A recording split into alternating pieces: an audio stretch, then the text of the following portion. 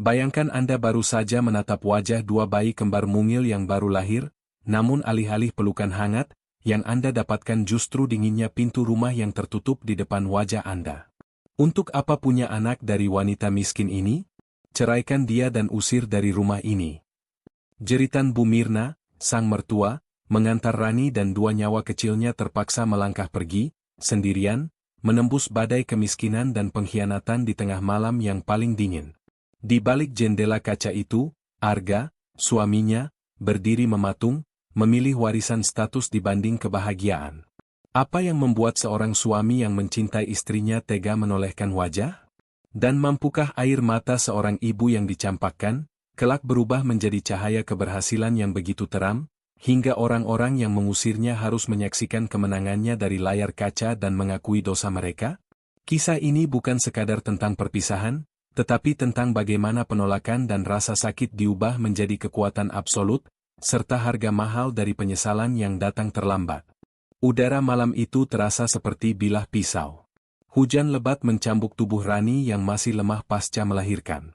Dalam pelukannya, dua bayi kembar mungil, Naya dan Nino, menangis serempak, ratapan kecil mereka terasa seperti penghakiman yang menggema di teras marmer yang licin.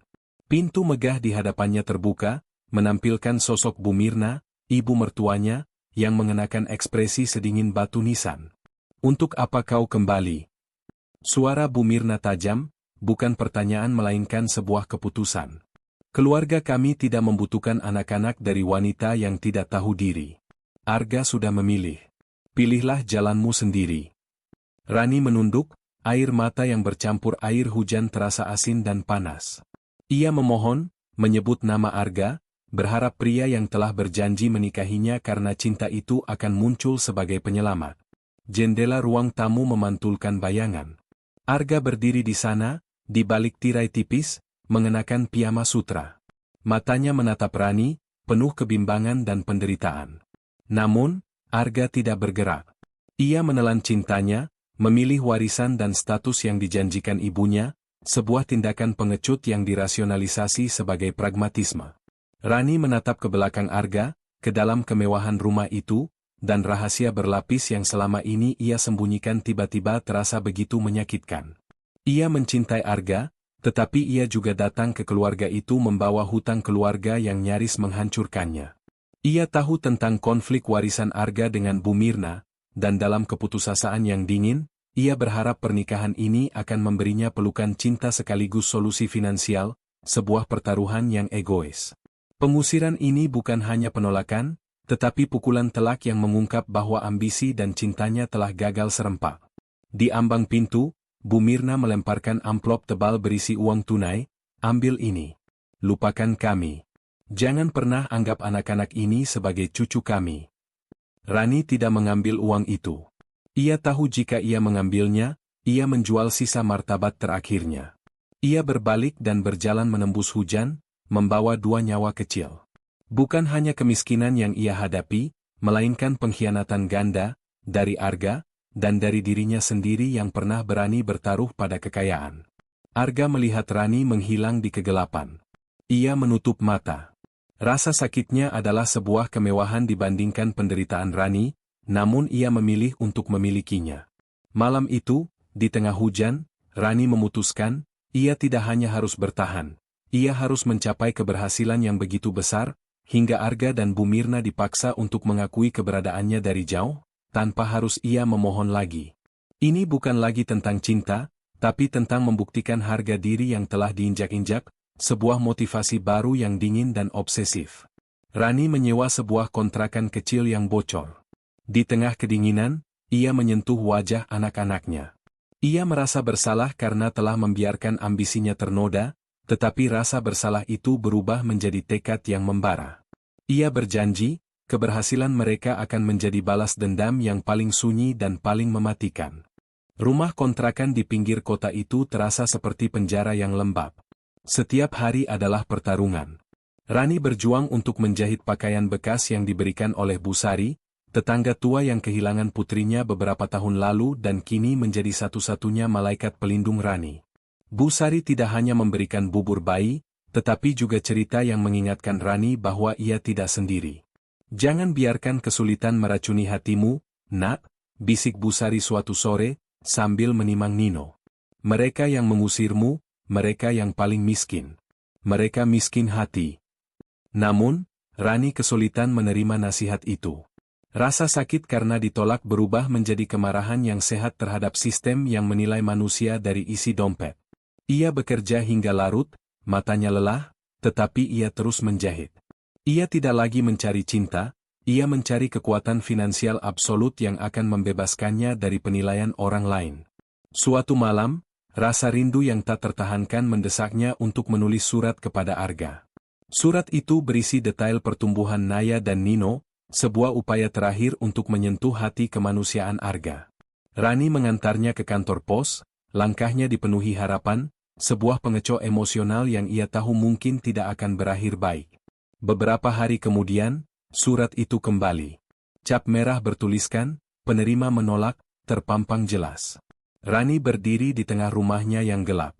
Ia tidak menangis. Ia tersenyum tipis, senyum yang dingin. Ia menyadari, penolakan ini adalah hadiah terakhir yang Arga berikan untuk membebaskannya. Arga telah secara eksplisit memutuskan ikatan, memotong tali harapan yang bisa menjerat Rani kembali pada kelemahan. Baiklah, bisik Rani pada amplop yang kusut itu.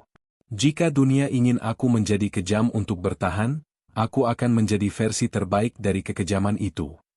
Di sisi lain kota, Arga juga menerima amplop itu. Ia tidak pernah melihat cap, penerima menolak, itu. Bu Mirna, yang menyadari surat itu datang, menyuruh sekretarisnya mengirimkannya kembali dengan cap penolakan dari kantor pos, sebuah kebohongan yang kejam untuk memastikan Arga tidak pernah tergoda untuk kembali. Arga sendiri sedang terperangkap dalam pernikahan yang dingin dengan Dinda, istri barunya yang boros dan apatis. Ia duduk termenung di kantor mewahnya. Ia tahu Rani dan anak-anaknya berada di suatu tempat, menderita, dan rasa bersalah itu terasa seperti belenggu emas yang melilit lehernya. Ia memilih status, dan kini status itu menghukumnya dengan kekosongan yang sempurna. Rani menyimpan amplop penolakan itu. Ia mengubahnya menjadi simbol perlawanan, bukan simbol kepedihan. Ia menatap anak-anaknya. Mulai saat ini, setiap jahitan, setiap rupiah yang ia kumpulkan, bukan lagi tentang mengisi perut, melainkan tentang membangun imperium kecil yang akan membuktikan bahwa ia tidak hanya layak, tetapi superior dari mereka yang meremehkannya.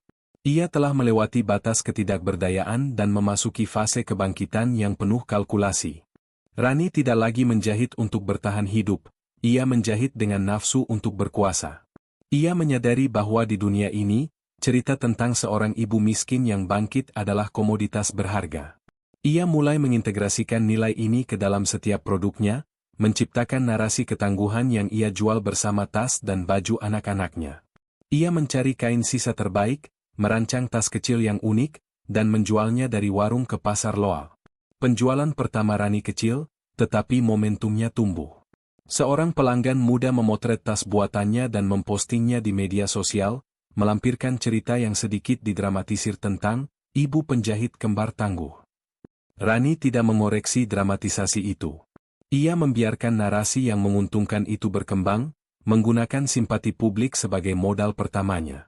Ini adalah langkah kontroversial Rani, ia mengkomersialkan rasa sakitnya demi keberhasilan, mengubah penderitaan menjadi strategi pemasaran yang efektif.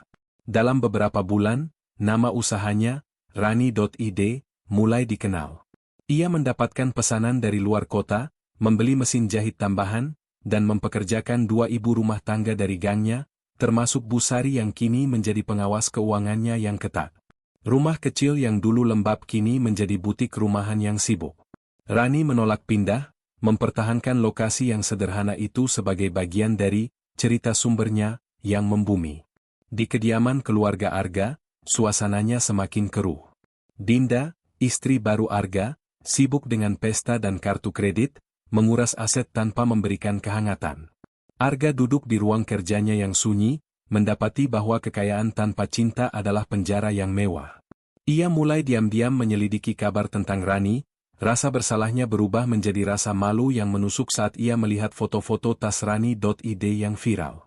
Bu Mirna, yang semakin tua dan sakit-sakitan, mulai dihantui kenangan. Ia sering terbangun di malam hari, mendengar tangisan bayi yang tidak pernah ia izinkan masuk. Penyesalannya bukan hanya karena mengusir Rani, tetapi karena ia memaksa putranya menikahi hantu kekayaan yang tidak pernah membawa kebahagiaan. Bu Mirna menyadari, ia berhasil melindungi warisan finansial, tetapi menghancurkan warisan emosional keluarga.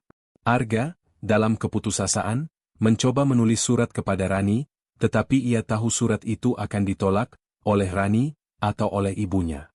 Ia merobeknya, sadar bahwa ia telah kehilangan hak untuk berbicara. Ia kini hanyalah penonton dari kebangkitan yang ia ciptakan sendiri melalui pengkhianatan. Ia mulai memutar kembali momen pengusiran itu, mencari pembenaran atas tindakannya, tetapi yang ia temukan hanyalah kelemahan moralnya yang telanjang.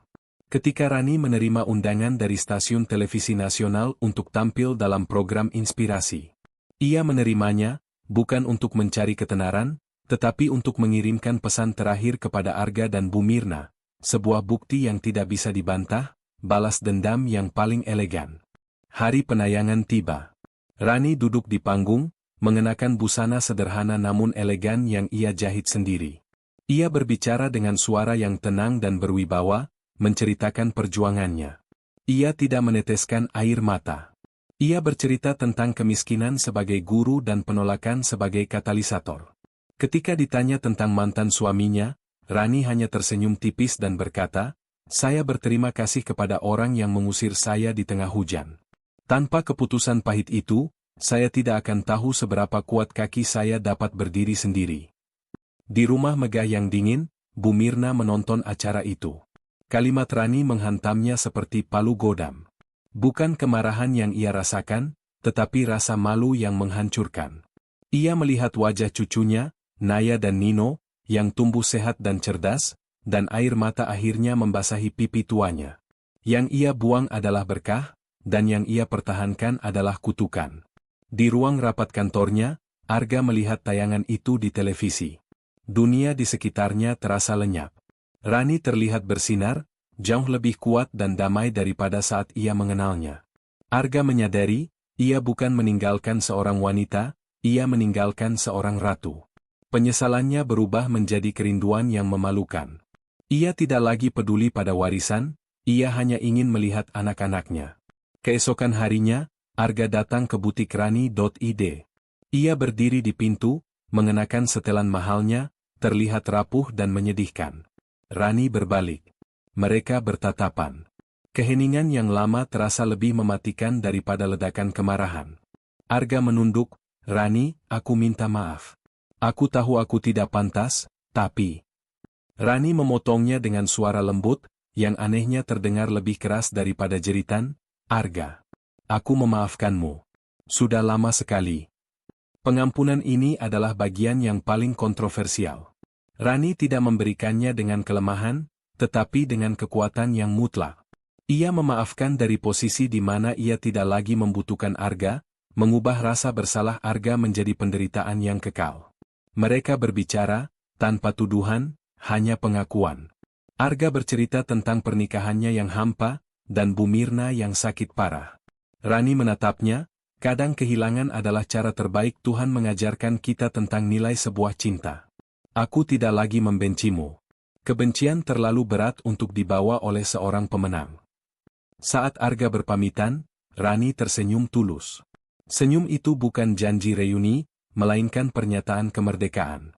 Ia telah menutup bab itu dengan pengampunan, memastikan Arga tahu bahwa luka telah sembuh, tetapi tidak ada jalan untuk kembali. Rani telah memenangkan pertarungan martabat tanpa harus melukai Arga, dan itu adalah balas dendam yang paling indah.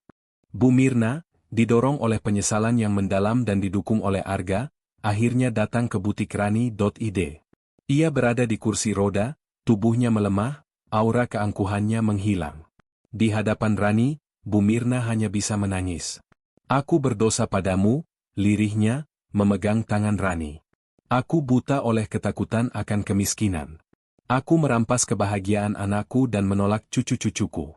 Kumohon, maafkan wanita tua yang sombong ini." Rani berlutut di hadapan Bu Mirna, tindakannya adalah perwujudan kasih sayang yang tulus. "Saya sudah memaafkan, Bu. Sejak lama." Karena jika saya terus membenci, saya tidak akan pernah bisa berdiri di sini hari ini. Bu Mirna memandangi Naya dan Nino yang berlarian ceria. Ia tahu ia telah menyaksikan keajaiban yang ia tolak. Momen ini adalah penyembuhan, bukan restorasi. Beberapa minggu kemudian, Arga datang lagi, kali ini dengan berita duka, Bu Mirna telah meninggal dunia dalam damai, setelah mendapatkan pengampunan dari Rani. Arga memberikan sebuah kotak kecil berisi surat tulisan tangan Bu Mirna, yang meminta Rani untuk menjaga anak-anak dan berterima kasih karena telah menjadi wanita yang lebih kuat dari dirinya. Air mata Rani menetes saat membaca surat itu, sebuah pengakuan yang terlambat namun tulus. Arga, yang kini sendirian dan telah bercerai dari Dinda, menatap Rani dengan harapan terakhirnya. Ia ingin mengatakan ia mencintai Rani dan ingin kembali menjadi keluarga. Rani menatapnya. Matanya penuh kedamaian, tetapi suaranya penuh keputusan. Arga, kita bertemu untuk saling menguatkan, tetapi tidak untuk bersama selamanya. Aku telah menemukan kedamaian dalam kesendirianku. Aku merdeka. Dan aku tidak akan pernah lagi melepaskan kemerdekaan itu. Arga mengangguk perlahan. Ia tahu Rani benar. Cintanya masih ada, tetapi lukanya telah melahirkan wanita baru yang tidak lagi membutuhkan cinta yang lemah. Arga berbalik dan pergi, membawa rasa syukur dan penyesalan yang akan menemaninya sepanjang hidup. Rani kembali ke butiknya. Malam itu, di ruang kerjanya yang sunyi, ia mengeluarkan sebuah foto lama, foto pernikahannya dengan Arga. Ia memandangi senyum mudanya, senyum penuh harapan yang kemudian hancur. Ia tidak lagi merasa sedih, ia merasa damai. Rani melepaskan foto itu dari bingkai, menyimpannya di laci paling bawah, menutup bab lama itu dengan ikhlas. Ia tahu bahwa hidupnya telah mencapai titik di mana ia bisa tersenyum tanpa rasa takut. Keberhasilan adalah balas dendamnya yang paling kuat, dan pengampunan adalah penanda bahwa ia telah menjadi pemenang sejati. Rani, yang dulunya adalah seorang wanita rapuh dengan 2 bayi dalam pelukannya, kini berdiri kokoh sebagai simbol kemerdekaan dan keberhasilan. Ia mencapai pengampunan tanpa membutuhkan restorasi, menutup bab lama dengan ikhlas, dan membuktikan bahwa keberhasilan sejati bukanlah tentang membalas dendam dengan amarah, melainkan dengan ketulusan yang membuat mereka yang dulu merendahkan akhirnya menunduk dalam penyesalan yang abadi. Hikmah terbesar dari kisah ini adalah bahwa kekuatan sejati seorang manusia tidak diukur dari harta atau siapa yang mendampinginya, tetapi dari keberanian untuk memaafkan dan tekad untuk terus berjuang.